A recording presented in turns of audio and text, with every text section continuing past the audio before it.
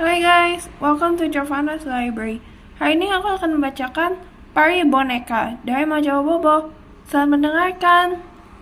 Pari Boneka oleh Faya Aska Iftitah. Di pinggir kota kecil, terdapat sebuah toko boneka milik kakek Dako. Di dalam toko itu, tinggallah pari-pari boneka. Meskipun kakek Dako tidak bisa melihat pari-pari itu, ia bisa merasakannya. Pari-pari baik hati itu masing-masing merawat sebuah boneka di toko itu. Mereka juga bertugas membujuk anak yang datang untuk membeli boneka yang mereka rawat. Jika anak itu membeli boneka, maka peri yang merawat boneka itu akan ikut bersama si boneka. Peri-peri itu suka tinggal di toko boneka kakek Dako. Itu karena setiap malam, kakek Dako biasa membacakan dongeng untuk mereka. Malam itu, seperti biasa, kakek Dako duduk di kursi yang empuk di sudut ruangan dan mulai bercerita. Pari-pari boneka mendengarkan cerita kakek dengan tekun. Ada yang duduk di pundak kakek, di antara buku di rak, atau di kantung baju boneka yang terpajang. Putri cantik itu berteriak minta tolong. Naga jahat itu semakin dekat. Lalu tiba-tiba seorang pangeran datang. Kakek Dako berhenti bercerita dan menguap. Matanya tampak tertutup. 5, 4, 3, 2, 1. Bisik para peri menghitung mundur. Kakek Dako pun tertidur nyenyak. Para peri pun bergegas bekerja sama menyelimuti kakek Dako. Peri yang lain membantu melepas kacamata dan mengembalikan buku dongeng kakek ke rak buku. Setiap malam, hal itulah yang selalu mereka lakukan. Meskipun kakek dongeng yang kakek Dako bacakan tidak pernah selesai, mereka cukup senang mendengarkan kakek mendongeng.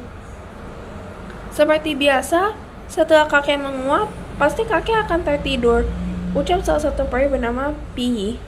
Pembeli di toko kakek sangat banyak tadi, pasti kakek kecapean, timpal peri bernama Pixie. Semoga besok bonekaku akan dipilih oleh anak yang cantik, ujar Pi peri sambil terbang masuk ke kantung boneka yang dirawatnya. Aku harap anak perempuan berkucir 2 tadi akan mengunjungi bonekaku lagi. Pixie pun masuk ke kantung baju bonekanya. Selamat malam, ujar Pi.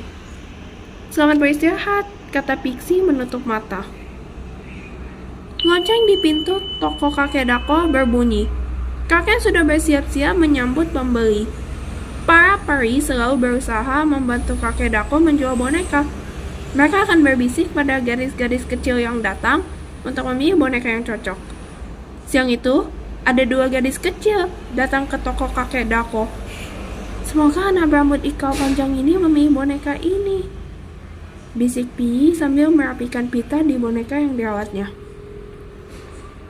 Anak berkepang 2 itu kembali lagi, ucap Pixie senang. Apakah kamu yakin akan membujuk anak itu untuk membeli bonekamu?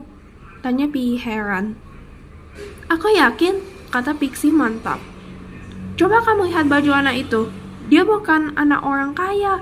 Bajunya lusuh, sepatunya berlubang. Pi menunjuk ibu jari kaki yang mengintip dari balik sepatu anak berkepang 2 itu. Aku suka anak itu. Dia sudah lama ingin membeli boneka yang aku rawat ini. Berkali-kali dia berkunjung ke toko ini cuma untuk melihat boneka ini, jelas Pixie. Lebih baik memilih anak seperti gadis ikal itu. Bajunya bagus, ada 2 orang pengawal yang menjaganya. Pasti anak orang kaya. Kita bisa tinggal di rumah yang mewah. Pi membayangkan tinggal di sana. Meskipun dia bukan anak orang kaya, aku rasa dia akan tulus menyayangi boneka ini, ujar Pixie. Kakek, apakah bonekaku sudah terjual? Tanya anak berkepang 2. Belum, bonekamu masih kakek simpan, Eisa. Ada di ujung rak itu, jawab kakek Dako. Oh, jadi anak itu bernama Eisa. Pixie mengangguk-anggukkan kepalanya. Hari ini aku akan membawanya pulang. Tabunganku sudah cukup. Eisa memberikan beberapa helai uang kepada kakek Dako. Ambil boneka itu sebagai hadiah, karena kamu sudah rajin menabung. Uangmu ini untuk membeli sepatu saja, kata kakek Dako sambil mengembalikan uang Elisa. Tapi Kak, Elisa berusaha menolaknya. Kamu harus berjanji merawat boneka itu dengan baik, pesan kakek Dako. Aku janji, terima kasih Kak, ujar Elisa senang. Pixie juga ikut senang. Ia yakin Elisa akan merawat bonekanya dengan baik. Beberapa bulan berlalu, Pixie dan Pi datang berkunjung di toko kakek Dako. Mereka bertemu peri-peri lain di toko itu. Pixie bercerita bahwa Elisa sangat bahagia dan merawat bonekanya dengan baik. Kebahagiaan Elisa membuat tubuh Pixie jadi segar dan kuat. Sebaliknya, Pi tampak lesu. Ia bercerita bahwa bonekanya hanya tersimpan di lemari koleksi. Pi sedih karena bonekanya tidak diajak bermain oleh anak yang membelinya. Andai saja aku memilih Elisa, aku menyesal telah menilai anak dari penampilannya, ucap Pi lirih. Tamat. Pesan moral dari cerita ini adalah kita tidak bisa serta-merta menilai orang dari luarnya saja, karena apa yang terlihat dari luar tidak selalu menunjukkan apa yang di dalam. Nah, itu dia riddle kali ini di Jovanas Library. Gimana, seru kan? Sekali lagi aku mau berterima kasih pada semua yang sudah subscribe. Jangan lupa ditekan like-nya juga ya. Sampai bertemu di video selanjutnya.